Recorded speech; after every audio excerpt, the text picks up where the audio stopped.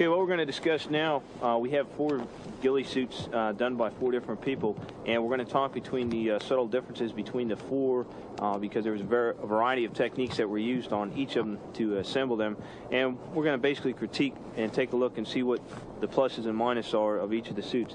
The first one we come up with here, okay, looking at the front here, you can see this one hadn't had any pads yet. You still got a little bit of ways to go on the pads, okay? But so far, if you'll flip it around for me, okay, done a pretty nice job on the back here, okay? So he's got nice shredded material, and if you look in close here, you can see he used the shoe glue technique to attach his netting. He didn't sew his on there, okay? This by far is probably the quickest technique for attaching your netting to the ghillie suit, and it's fairly solid, okay? Once this stuff dries and set, it's just as good, if not better, than actual stitching. And the nice thing about this is, again, it's quick, and it does have a pretty firm bond on the material itself.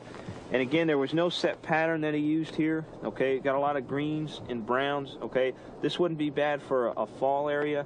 Probably a little bit less on the green side for this area up here. What I'm saying is he needs a little bit more green for this area around here, but it's not bad for a fall, like a northeastern area like that. And you can see with the shoe glue, another nice thing with these nice long strands, you can't really see where the seam on the side of the fabric is where he shoe glued, because once this is laying like this and he's on the ground, you're not going to be able to see it. Okay? Look at the next suit here.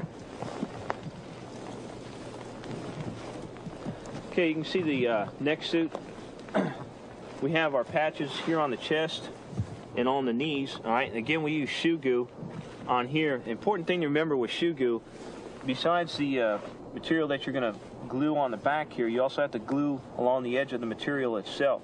Now, an important thing that he's done here, he rounded his corners off on his patches to make sure he didn't have any sharp edges to catch on underbrush and foliage as he's crawling along.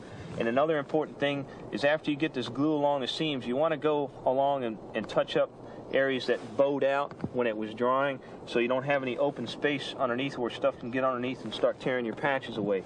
So you added some additional shoe glue. Now obviously he's going to need to spray paint or hand paint, whatever, his patches up front here to cover up this somewhat glossy white finish on here, okay? But did a good job gluing the patches on. Nice tough material right here, this canvas like we discussed earlier, okay? And looking over on the back here, again, see, he's got a little bit of a lighter pattern, okay? Almost more along lines, almost like a desert. But this ought to work pretty good. It's a little bit lighter up here. And again, he's utilized the shoe glue technique, if we can get through some of this burlap here, to get down to some of the stitching. Okay, you can see here we've got the net. All right, and again, he utilized the shoe glue technique, but you can't even see the net through all the burlap that he has here. But again, pretty tough on there. It's not coming off anytime soon. All right, and again, all he'd use is an overhand knot here to attach his burlap, but he's got good coverage all the way around from the crotch all the way up to the neck region right here, because remember, your hat or your hood is going to cover this portion of the ghillie suit, and it's also going to drape around the front of your shoulders, okay? So he's done a good job with this suit here. Okay, the next ghillie suit we have here, you see he's already camouflaged the front. All right, he used a little different material. He used the rubberized nylon for his material up front to reinforce his chest and knee area here, okay? He's done a good job breaking up the colors here with various colors of paint. He used predominantly black and a light green, and then shaded a little bit of the green with the black, okay? And he's done a good job with his shoe glue, not too thick, but he's got all the edges covered up, all right? And you see here, we might want to add just a little bit more paint right here, okay, to cover this area up, because it's still a little bit glossy right here. But overall, the front looks real good on this suit, okay? We go ahead and turn it around here.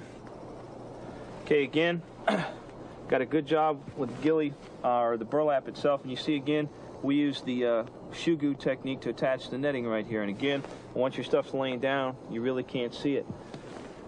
Another thing up here, you can see where the edge of the net is up here, but again, his headgear that he's going to be wearing on top is going to cover this up. But if you still feel kind of conscientious, you might put a little spray paint up here to cover up some of this white, or tie additional burlap material on there. But overall, not a bad job on this suit. The last thing, obviously, we're going to have to do is cover up these elbows here a little bit too, because we haven't had a chance to spray paint this one yet. Okay, go down to the last suit here. See, this one we used a little different technique on this one, and the fact that we sewed the canvas on this one instead of shoe gluing it. A little more time intensive, but again, for this one I didn't have access to dental floss, so we used a real heavy grade nylon thread. Again, you want something like that that doesn't rot and has a very high tensile strength. But again, this one came out pretty nice up front. There's no exposed edges along the seam right here, and it's pretty flush. And again, we spray painted to break up the color of the suit. And one thing to remember with this one, you can see it's almost kind of a whitish gray. That was originally black spray paint, and the fabric absorbed a lot of the pigmentation from the paint.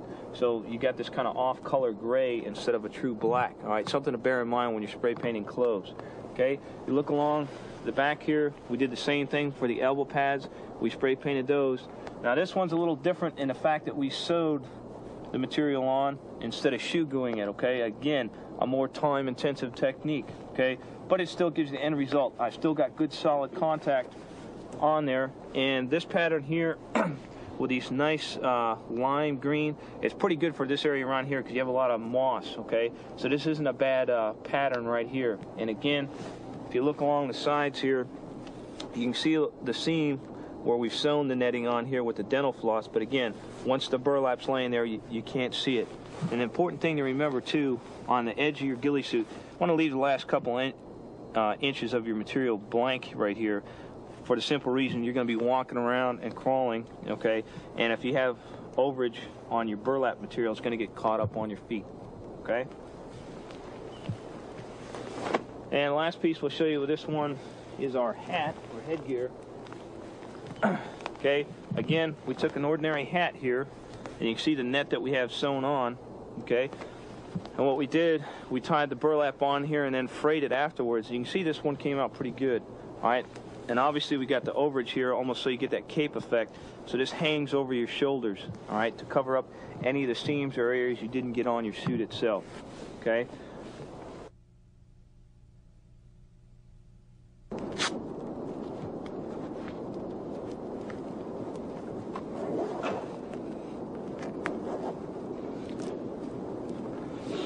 One of the things to keep in mind when using a flight suit as your ghillie suit, as the base for your ghillie suit, is that these flight suits have a lot of pockets on them.